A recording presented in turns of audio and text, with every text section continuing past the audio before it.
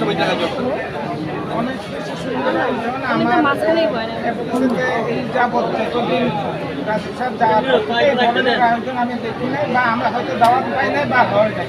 এটা অনেক সুন্দর, অনেক পুরনো মানুষজনকে আনুভাবিকে আবার দেখা হবে, বা ওটা ভাবি নাই। আনুভাবির সাথে দেখা হলো, আনুভাবিকে দেখে ভালো লাগলো। আরও অনেকে দুলারি ভাবি আছে, বিনাভাবি আছে, পুরনো যাদের সাথে আমার ওই সময়ের যারা, সবার সাথে দেখা হয়ে অসম্ভব একটা ভালো লাগে।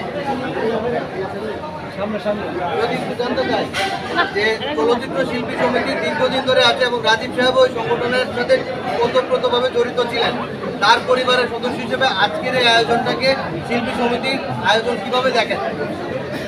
অবশ্যই এটা প্রশংসনীয়। আমি বলেছি যে আগে কখনো আমি দেখিনি, আজকে দেখলাম, বা আমার হলেও আমার আসার সৌভাগ্য হয় নাই। আমি আজকে সম্মানের সাথে দাওয়াত পেয়ে আমি এসেছি, খুবই ভালো লেগেছে। এটা কন্টিনিউ হোক। আর শিল্পী সমিতি আমি আশা করব যারা এখনকার যারা শিল্পীরা আছেন ওনারা হাল ধরুক, আরও গোছানো হোক, আরও সুন্দর হোক। যদি জানতে চাই, আপনার সাথে আমরা বিভিন্ন কলাম পাই, আপনি লিখেন বা আপনার স্টেটাসে অনেক সময় রাজীব সাহেবকে নিয়ে অনেক স্মৃতি জড়িত কথা লিখেন।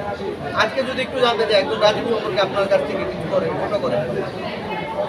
একজন রাজীব সম্পর্কে বলতে গেলে এটা শুধু আমার কথা না, সমস্ত অডিয়েন্স বলেন, দর্শকরা বলেন, আরেকজন রাজীব তৈরি হবেন না, হন নাই, বা আশা করি বা দোয়া করি হোক আরেকজন রাজীব আসুক। কিন্তু এতই প্রশংসা ওনারা, এটা বিশাল এক সম্মানের ব্যাপার যে আরেকজন রাজীব হবেন না, আরেকজন রাজ্জাক সাহেব হবেন না, এরকম বলাটা এটা কী বলবো আমি, পুরস্কার স্টেজে উঠে যে জাতীয় পুরস্কার হোক, যে তার চেয়ে অনেক বেশি বড় পুরস্কার। কোটি কোটি মানুষ ভক্তরা বলে আরেকজন রাজীব আসবেন না, এর চেয়ে বড় পাওনা আমার ফ্যামিলির জন্য, আমাদের বাংলাদেশিদের জন্য, আমার বাচ্চাদের জন্য এর চেয়ে বড় পুরস্কার আর হয়। ব্যক্তি রাজীব এবং চলচ্চিত্রের রাজীব কতটুকু পার্থক্য পেয়েছে?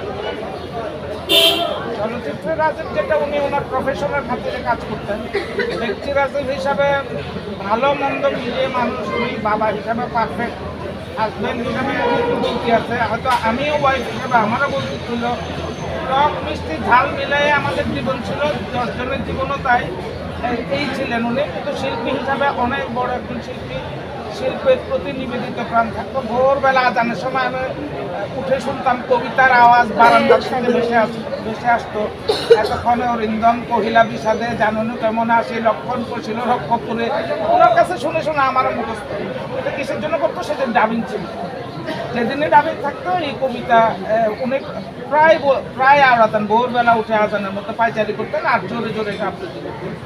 তো যে কাজই করুক না কেন, তার কাজের প্রতি আমি মনে করি এই ধরনের ভালোবাসা থাকা উচিত। একজন শিল্পী কেন, একজন এডিটর হতে পারেন, একজন ফটোগ্রাফার হতে পারেন, একজন ডিরেক্টর হতে পারেন, ওনার মনোযোগ যার কাজের প্রতি তার মনোযোগ এরকমই হওয়া উচিত, এরকম থাকা উচিত।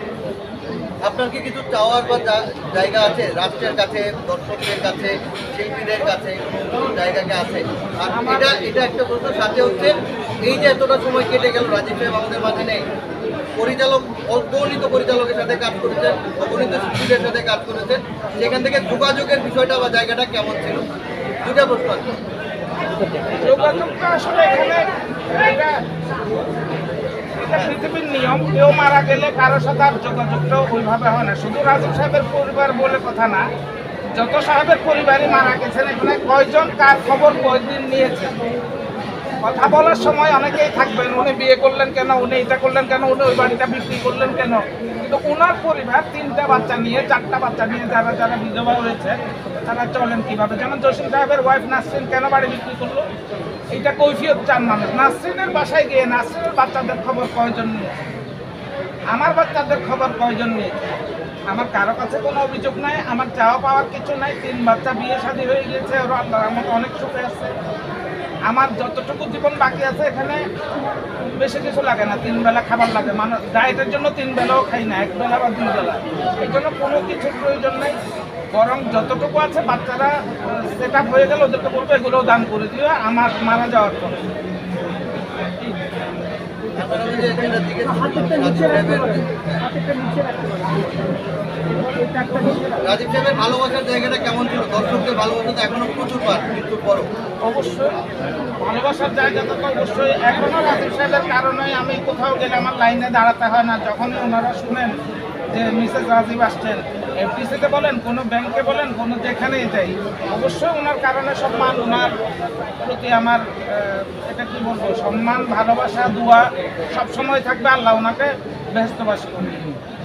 ওকে thank you ma'am, thank you ma'am.